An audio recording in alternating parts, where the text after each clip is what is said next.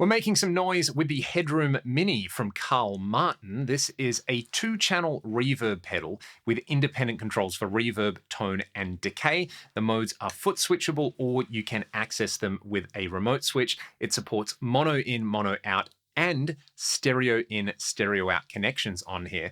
And in a lot of ways, this is the antithesis to a lot of modern digital reverb pedals, which give you loads of different options, lots of controls to tweak, and sometimes you just get lost in the weeds trying to dial them in. This is designed to be very quick and easy to dial in. The reverb range on here ranges from like a small room style sound through to more of a lush hall. There's no shimmer, there's no extra features on here. It's designed to be plug and play. It's in a very solid metal case, as you would come to expect from Carl Martin. Let's make some noise. I've set up channel A with the decay at a minimum and channel B with the decay at a maximum. The reverb and tone controls are otherwise identical on here. I want to start by comparing and contrasting the differences in reverb length. Then I'm going to dial in channel A for a subtle always on reverb and channel B for more of a lush and ambient reverb tone. Let's hear it totally dry to start with.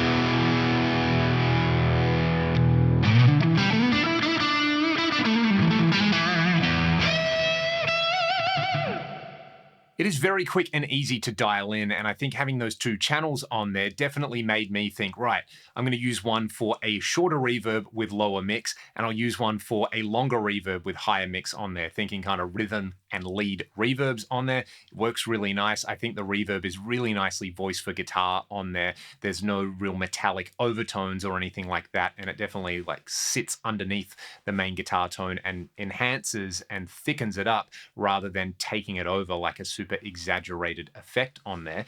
One thing that when I started playing around with it, I wasn't too sure of was the fact that there's no real indicators on the decay knobs here, but the fact that they are smaller and out of the way so you can't accidentally hit them, and the fact that they don't really have indicators on there, I think actually makes it a little more easy to commit to a reverb sound on there. You just twist the knob until it sounds good, and then you're sort of done with the decay parameter. You use the reverb and the tone to fine tune everything. Also, like with the tone controls, it doesn't get like really silly dark and silly bright on there. There's a pretty musical range in general on this pedal. So let's add some absolute filth to the equation. I've gone over to my PRS DGT now, and I generally like a smaller room or plate style reverb on dirty guitars. So I should be able to dial this in pretty quickly on channel A, and then I'm just going to absolutely wash it out and get a wall of sound on channel B.